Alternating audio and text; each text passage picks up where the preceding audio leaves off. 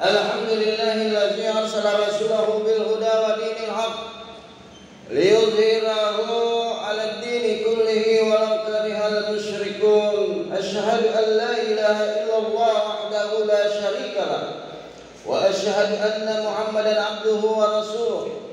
Allahumma shalli 'ala sayyidina Muhammadin wa ala alihi wa sahbihi ajma'in, amma ba'd.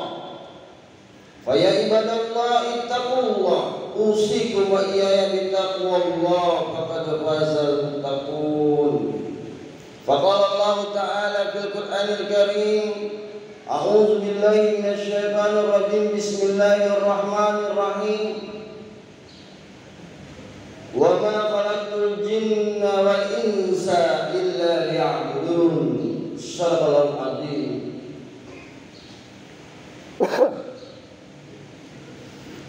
Jamaah Jumat yang insyaallah dimuliakan oleh Allah Subhanahu wa taala, marilah kita senantiasa memuji kebesaran Allah Subhanahu wa taala karena berkah karunia dari Allah sehingga kita dapat menjalani kehidupan kita di bumi yang milik Allah Subhanahu wa taala. Dan tak lupa pula kita senantiasa bersalawat kepada baginda Rasulullah Muhammad sallallahu alaihi wasallam sebagai utusan dari Allah Subhanahu wa taala. Jamaah Jumat yang insyaallah dirahmati oleh Allah, pada kesempatan yang berbahagia ini tentunya kita menjalani kehidupan kita begitu banyak tantangan, begitu banyak ujian yang kita hadapi. Capek, lelah, istirahat, tidur. Karena Allah Ta'ala dalam Al-Quran, sebagaimana ayat yang kami bacakan tadi, wa ma khalaqtul jinna wal insa illa liya'budun. Aku tidak akan menciptakan jin dan manusia kecuali hanya untuk menyembah dan beribadah kepada aku. Terus kenapa kita bekerja? Kenapa kita tidur? Padahal kita diciptakan untuk beribadah kepada Allah. Jawabannya adalah semua itu adalah bernilai ibadah di sisi Allah Subhanahu wa taala. Pekerjaan kita itu ibadah, Pak. Kalau kita niatkan karena Allah taala, lillahi taala. Kenapa ada pejabat korupsi, koruptor, ada orang mencuri di perusahaan? Kenapa? Karena niatnya bekerja bukan karena Allah, karena pengen cepat kaya. Harusnya pejabat sebelum disumpah suruh berniat dulu. Ya Allah, saya menjadi pejabat, menjalankan tugas saya nanti ya Allah, lillahi ta'ala.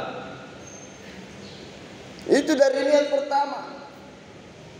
Mau salat saja, salat subuh kita tadi, usalli fardhu subuhi raka'ataini mustaqbilal qiblati, ada ma'muman lillahi ta'ala. Di belakangnya ada lillahi ta'ala, karena Allah ta'ala. Supaya amalan kita itu diterima oleh Allah, pekerjaan kita itu diterima oleh Allah. Makanya ada 3 orang nanti di hari kiamat, orang yang beramal masuk ke dalam neraka. Yang pertama adalah orang dermawan. Ya Allah, saya menyumbang bersedekah karena Engkau ya Allah. Kata Allah, gazab, kamu berdusta. Kamu berdusta. Masuk kau ke dalam neraka. Karena kau bersedekah, menyumbang karena ria, pengen dipuji oleh orang lain. Ibadah yang pengen dipuji oleh orang lain itu namanya ria. Kita selalu lihat di media sosial ada orang secara langsung bersedekah, tapi belum tentu dia kalau tidak siaran itu, tidak disyuting itu, dia mau bersedekah. Makanya hati-hati. Ada orang juga begitu, kalau secara langsung mau bersedekah, kalau tidak disiarkan tidak mau bersedekah. Itu namanya riya. Makanya itu dalam Al-Quran Allah menegaskan bahwa orang yang mendustakan agama itu salah satunya adalah allazina hum an salatihim sahun allazina hum yura'un, yaitu orang-orang yang berbuat riya. Dalam surah Al-Ma'un kita lihat allazina hum yura'un, yaitu orang-orang yang berbuat riya. Itu mendustakan agama. Kenapa? Karena tatalekan ini. Kalau orang Makassar bilang talekan, melang biasa mi. Itu bahayanya itu berbuat riya. Makanya Allah katakan kau tidak ikhlas, kau tidak ikhlas bersedekah, masuk kau ke dalam neraka. Yang kedua adalah orang yang berjihad orang yang berjihad. Dia berjihad bukan karena Allah. Berjihad karena mau harta rampasan. Berjihad karena apa? Karena pengen dipuji orang. Berjihad karena mau dibilang bahwa saya adalah pahlawan. Ditanya oleh Allah, kau berjihad karena apa? Karena Engkau ya Allah. Padahal Allah mengatakan kazab, kau berbohong. Kau berjihad karena pengen dipuji orang bahwa kau adalah pahlawan. Kau berjihad karena pengen harta. Kita lihat sekarang banyak orang seakan-akan merasa dirinya paling mengabdi kepada negara, akhirnya korupsi di ujung jabatannya. Tidak pandang semua aturan ditabrak. Begitulah, pengen harta saja dia berjuang, bukan karena Allah dia berjuang. Itulah bahayanya itu berjuang karena harta. Kenapa? Karena harta tidak dibawa mati. Buat apa kita berjuang karena harta? Harta tidak membawa kita mati. Harta tidak bisa dijadikan amal kebaikan kalau kita tidak memanfaatkan dengan sebaik-baiknya. Dijadikan untuk ladang amal, untuk bersedekah. Harta tidak dibawa mati. Makanya kita berjihad karena Allah. Kita berjuang ke masjid. Ini salah satu jihad juga. Kita tinggalkan pekerjaan kita. Kita karena Allah. Karena perintah Allah. Sehingga kita ada di masjid ini. Kenapa? Karena kita melaksanakan perintah Allah dan menjauhi larangannya. Karena mengharap pahala dari Allah Subhanahu wa ta'ala.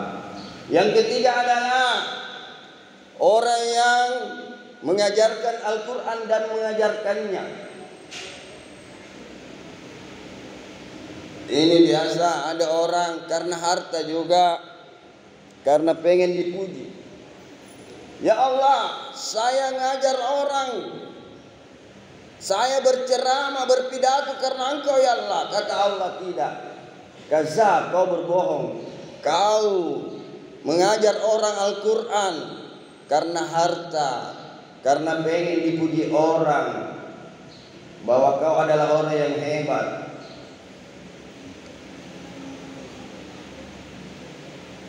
Ini bahaya juga, Pak. Makanya Guru Taki Bodale mengatakan, apapun yang engkau kerjakan, niatkan karena Allah Ta'ala. Apapun yang kita kerjakan, niatkan lillahi ta'ala. Olehnya itu mari kita berniat kepada Allah. Ya Allah, supaya apa yang kita kerjakan nanti, ibadah yang kita kerjakan, kita bisa niatkan karena Allah, agar ibadah kita diterima oleh Allah. Ya Allah, semua yang aku kerjakan lillahi ta'ala, karena Allah Ta'ala. Agar nanti kita ingat apa yang kita mau kerja, kita bisa niatkan karena Allah Ta'ala. Kenapa? Pekerjaan, kalau kita bekerja niat karena Allah Ta'ala, maka pekerjaan itu akan terasa ringan. Kenapa? Ringan, tidak kunrari. Karena biasa ada orang merasa capek, sedikit bekerja capek misalnya, sedikit bekerja capek misalnya. Kenapa? Karena dia mengeluh tentang gajinya. Tapi kalau dia niatkan karena Allah Ta'ala, maka bukan gaji yang dia lihat pertama, tapi bagaimana dia bekerja memperoleh pahala dari Allah Subhanahu wa ta'ala. Jadi inilah yang sempat kami sampaikan. Semoga bermanfaat bagi kita semua. Semoga kita dan keluarga kita senantiasa diberikan petunjuk yang lurus oleh Allah Subhanahu wa ta'ala. Semoga kita dan keluarga kita, terutama kedua orang tua kita, diberikan kebahagiaan di dunia dan kebahagiaan di akhirat, dan dijauhkan dari siksa api neraka. Amin ya rabbal alamin. Barakallahu li wa lakum fil Qur'anil Karim wa nafa'ni wa iyyakum bima fihi minal ayati waz zikril hakim wa taqabbal wa minkum tilawatan samil alim. Aqulu qali hadza wa astaghfiru innahu huwal ghafurur rahim.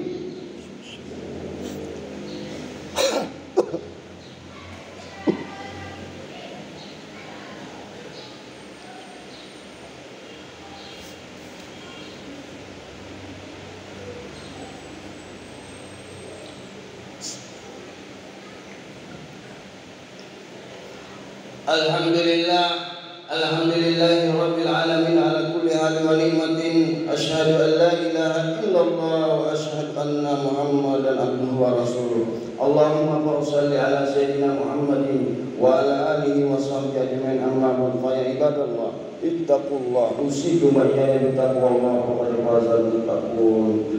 Innallaha wa malaikatahu yusholluna 'alan nabi.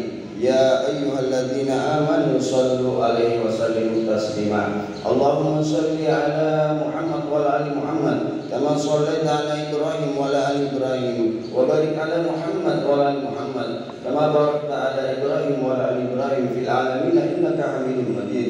Warda anhum wa anil khulafa'ir rasyidin Abi Bakar wa Umar wa Utsman wa Ali wa ali sittatil kiram وعن التابعين ومن تبعهم بإحسان إلى يوم الدين. اللهم اغفر للمؤمنين والمؤمنات والمسلمين والمسلمات الأحياء منهم والأموات إنك سميع قريب مجيب دعوات ويقضي الحاجات. اللهم إنا نسألك العفو والعافية دائمة في الدين والدنيا والآخرة. اللهم إنا نسألك رزقا واسعا بكرمك إنك على كل شيء قدير. ربنا هب لنا من أزواجنا وذرياتنا قرة أعين واجعلنا للمتقين إماما.